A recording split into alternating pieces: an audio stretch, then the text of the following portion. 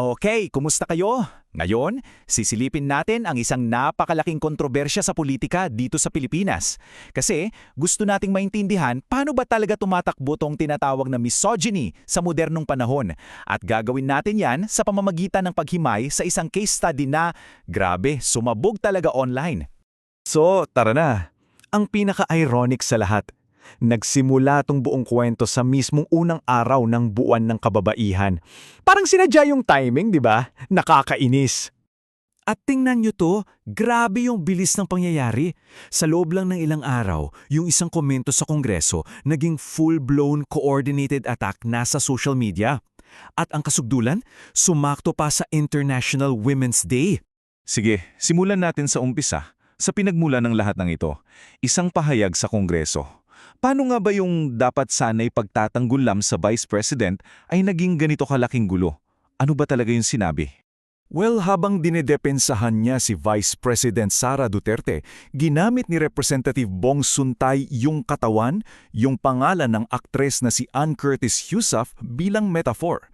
At hindi lang basta binanggit, inilarawan pa niya ng detalyado at syempre, lahat to nang walang permiso mula sa aktres. Pero alam nyo, hindi lang yung komento ang problema. Ang mas malaking kwento rito ay yung mga sumunod na nangyari. Yung mabilis na pagtanggi, yung pagbaluktot sa katotohanan. Dito, makikita natin ang isang napakagandang halimbawa ng, gaslighting. Para sa mga hindi pamilyar, ang gaslighting, ito yung paraan ng pagmamanipula para pagdududahan mo ang sarili mong pag-iisip.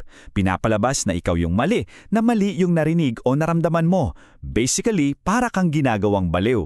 At napaka-importante na maintindihan natin to para masundan yung mga susunod na mangyayari.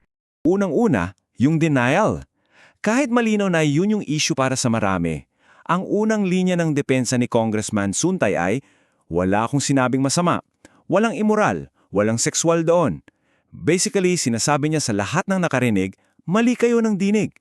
Okay, so nung hindi gumana yung pag-deny, nag-level up siya. Biglang yung isang bagay na offensive, ginawa niyang compliment? Yun yung sinabi niya. Dapat daw ituring ni Ann Curtis na isang papuri yung sinabi niya. Wow, di ba? At syempre, heto na, yung classic na non-apology. Yung parang, sorry, not sorry. Kasi imbes na akuin niya yung pagkakamali, ang nangyari, binalik niya yung sisi doon sa mga taong nakakita ng mali siya o na-offend. Parang sinasabi niya, pasensya na kung nasaktan ka. Hindi, pasensya na sa ginawa ko. Ang laki ng pinagkaiba niyan. So bakit ganito kalaki ang issue? Para maintindihan talaga natin ang bigat nito, kailangan natin maging specific sa mga salita. Kasi ito, hindi lang ito tungkol sa simpleng galit sa babae. Mas malalim pa dyan, ito ay tungkol sa enforcement, sa pagpapatupad ng isang sistema.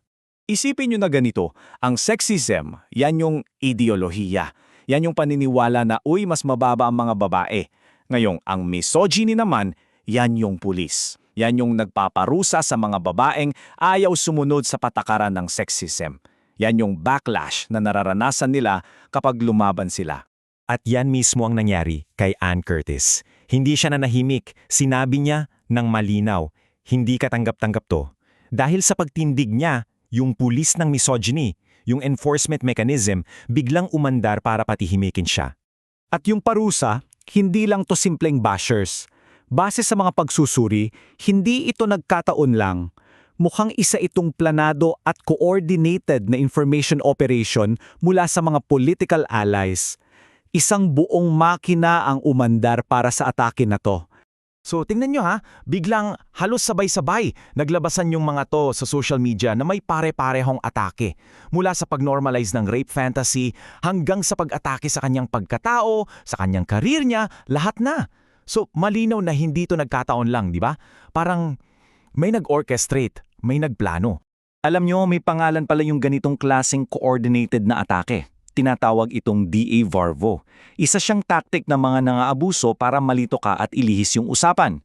It stands for Deny, Attack, and Reverse Victim and Offender. Ganito yung playbook niyan. Una, itatanggi ng salarin yung ginawa niya, deny. Pangalawa, aatakihin niya yung biktima, attack. At pangatlo, babaliktarin niya yung sitwasyon. Siya na bigla yung kawawa at yung totoong biktima, siya pa yung lalabas na masama. Reverse victim and offender.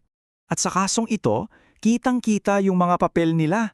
Si Suntay yung nag-deny, sina Topacio at Sonsa yung nag-attack. Tapos, sina Sasot at De Vivre yung nag-reverse ng roles. Pinalabas na si Ann Curtis pa ang may kasalanan. Para siyang isang orkestra ng paninira, di ba?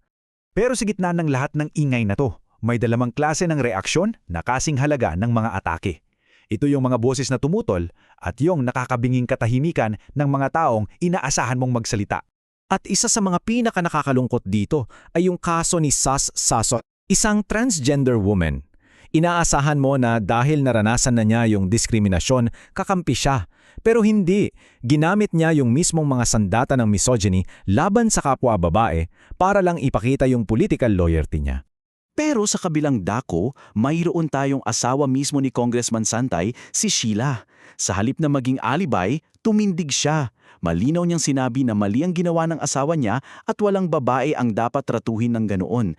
Grabe, ang tapang ng paninindigan niya.